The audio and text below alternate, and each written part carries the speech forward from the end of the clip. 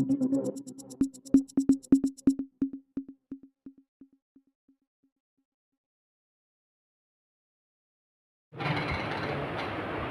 సంవత్సరాల సుదీర్ఘ పోరాటంలో మన భారత మాత కాకుండా మన మాదిగలకు ఎంఆర్పిఎస్ జిల్లా నాయకత్వానికి, రాష్ట్ర నాయకత్వానికి, ఇక్కడికి వచ్చేసినటువంటి పత్రికా విలేకరులందరికీ ముందుగా హృదయపూర్వక నమస్కారాలు తెలియజేస్తా ఉన్నా. మనందరము ఎప్పుడో 94లో ప్రారంభమైన వర్గీకరణ ఉద్యమము 30 ఏళ్ల కానించి పోరాటం చేసుకుంటూ, ప్రభుత్వాలతోటి పోరాటం ఒకవైపు చేసుకుంటూ, న్యాయస్థానాలతోటి పోరాటం చేసుకుంటూ, చివరికి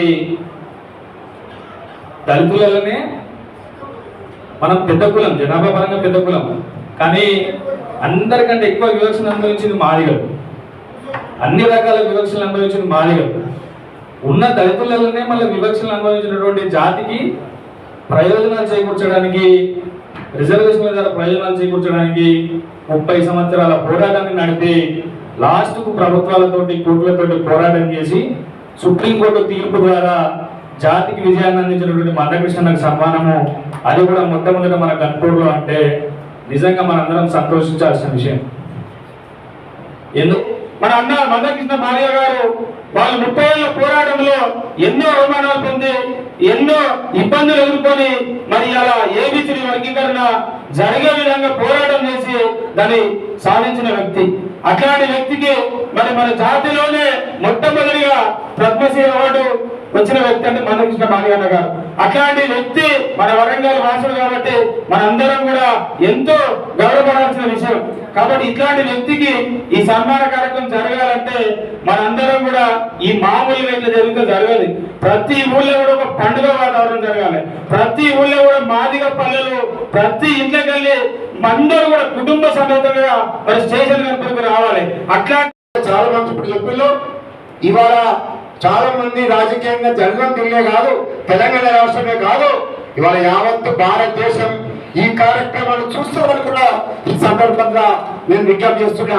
కాబట్టి భారతదేశ ప్రధానమంత్రి వరకు, రేపు రాబోయే ముఖ్యమంత్రి కోరుకుంటే భారతదేశ ప్రధానమంత్రి వరకు కూడా కృష్ణమాదిగ సన్మాన కార్యక్రమం కనివి నేర్గని రీతిలో ఇవాళ స్టేషన్ కనుక నియోజకవర్గంలో సన్మాన కార్యక్రమం జరిగిందని ఆ రోజున ఉదయం 10 గంటల ముందుకుంటే సాయంకాలం 7 గంటల వరకు కూడా ఆయా జాతీయ, ఆయా రాష్ట్ర రాజకీయ నాయకులందరూ కూడా టీవీల ముందు ఉండే విధంగా మన కార్యక్రమం రూపొందించుకోవాల్సిందిగా ఈ సమావేశంలో మీ అందరినీ కూడా పేరు పేరున కోరుతా ఉన్నాం.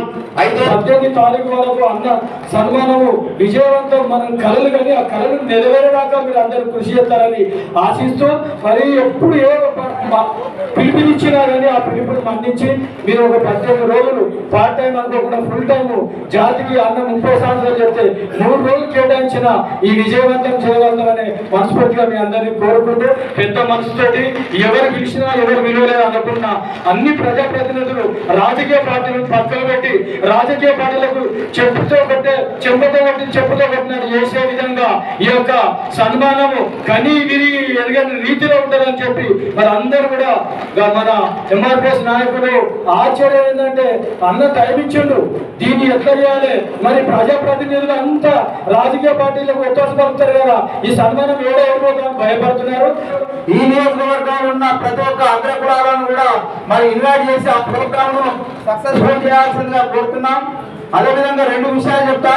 నేను స్వయంగా దగ్గరుండి కృష్ణానతోటి పయనించిన రోజులు చాలా ఉన్నాయి. ఈ నియోజకవర్గానికి ఎంఆర్పిఎస్ ఇన్ఛార్జ్ గా ఉండి మరి ఇక్కడ నుంచి దయాకరణ ఆధ్వర్యంలో ఒక 2 DCMల సైకిళ్లను మరి మామూలుకు తీసుకుపోయి మరి అక్కడ నుండి సైకిల్ యాత్ర ఆ రోజు గారి కొమరన్న గారు మరి కోకానిధి ఇన్ఛార్జ్ గా ఉండి ఇక్కడి నుంచి తీసుకొని పోయి మరి మామూలు నుంచి కూడా పాదయాత్ర చేసిన సందర్భంగా ఉన్నాయి. ఈ సందర్భంగా మనం అంతా కలిసిమెలిసి ఉండాల్సిన బాధ్యత ఉన్నది, ఒకరినొకరు గౌరవించుకోవాల్సిన బాధ్యత ఉన్నది. ఈ వేదిక ద్వారా జరగబోయే రోజుల్లో మాదిగల ఐక్యత ఏంది, మాదిగల బలమేంది చూపించాల్సిన అవసరం ఉన్నది. తప్పకుండా ఇంకొకటి దయచేసి ఇక్కడ మన మీడియా మిత్రులు ఇవాళ ఇక్కడ మీటింగ్ ఉన్నదని తెలియగానే మన మాదిగ సోదరులు అయినా మనం గుర్తించి ఒకసారి సపోర్ట్ కొట్టాలి.